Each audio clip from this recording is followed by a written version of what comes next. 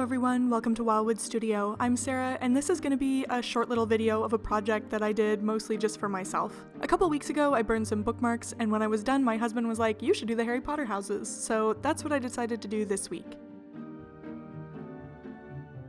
I did these in order of difficulty, so I did Slytherin first since it's the simplest. While drawing this one I noticed that the Slytherin snake has a red eye. That makes sense since in the books they're mostly portrayed as evil wizard supremacists, but I really thought they were trying to rehabilitate the Slytherin image to sell more merch.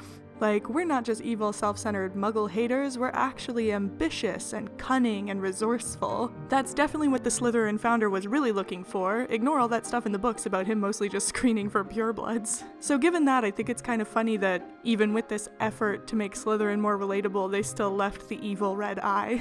Like I said before, these were just a fun project, I won't be selling them, and I didn't make a pattern, but if you do want to try this project for yourself, I'll leave a link to the bookmark blanks that I used in the video description, and you'll just have to Google your own reference like I did. If you are interested in any of my other work though, I do have an online shop at wildwoodstudio.ca. The Hufflepuff and Ravenclaw designs seemed about the same difficulty, so I did them next. I've never totally understood why Hufflepuff is a badger. Snakes and lions and eagles seem like classic symbolic animals, but I've never heard of anyone using a badger for anything else. Then again, I'm not an expert in animal symbolism, so let me know if I'm wrong, and badgers actually have a long history of representing hard work, loyalty, and friendship. For those following along, I used my razor tip woodburning system for this project and did all the line work with my knife tip pen and all the shading with my ball tip pen. I did the outline like this because the blanks I got are bamboo, and the knife tip works really well on bamboo since it cuts across the fibers and keeps the pen from skipping. Also, I did this whole thing at a medium temperature, around 4 to 6, and just went slowly to get darker lines. The Ravenclaw design has honestly always bothered me a bit because the bird looks a bit more cartoony than the other animals, so it feels stylistically inconsistent to me. But even so, I still have some Ravenclaw merch at home since this is my house according to the Pottermore quiz I took when I was a teenager. My husband is a Hufflepuff, in case anyone's interested. Also, the books say it's supposed to be an eagle, but all the merch is ravens, which is sort of funny. I guess they thought people would get confused.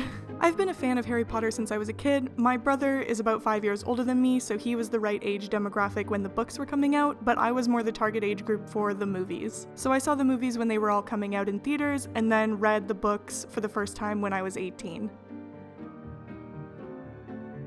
The Gryffindor crest is the most complicated, which I guess makes sense since they're the main characters and the rest of us are just an afterthought, so that's why I saved it for last. Also, it's the only one without a mini version of the house animal on top of the knight's helmet. The other ones all have their animal, but Gryffindor just gets a moon and a star? I guess it's too goofy for brave, heroic Gryffindors to have a little lion on their heads. Along with enjoying the books and the movies, I've played Hogwarts Legacy a couple of times since it came out. I really loved the chance to walk around the locations from the books, and I think they did a great job with designing that world. I wish they'd put that game in VR. I think if they did that, I might never come out though. The one thing I don't like about the game is that I find myself playing video games mostly in the winter when I'm stuck inside anyway, and the second half of that game takes place in winter too. I live in Canada, guys. I have enough snow in my life. Would it have killed them to progress to spring for the final act? Anyway, here are the bookmarks fully burned. I think they look nice as is, but I still wanted to add some color. I used watercolors for this step. I like that they allow the wood grain to show through. I was originally going to paint them fully, like add silver to the knights' helmets and everything, but in the end I decided to simplify it and just add 1 or 2 colors for each bookmark. This was a fun project, and I really like how the color enhanced the designs. The Harry Potter franchise has played a pretty big role in my life, so it's something I like to revisit every so often. About 7 years ago, I actually went to the Harry Potter exhibit in London with my family. They have a ton of props and sets and costumes from the movies, and that was actually what first put the idea in my head that I'd like to work in film. So I did a 1-year college program in prosthetics, props, and mold making, and I've been working in the film industry since 2019. I've been off for the last year because I had a baby, but I'm hoping to get back into it in the spring. I've considered making videos about the prop making I do, but I don't really think it fits with the other projects on this channel, so I feel like I'd need to make a second channel, and honestly that sounds exhausting. But maybe I'll still do it someday.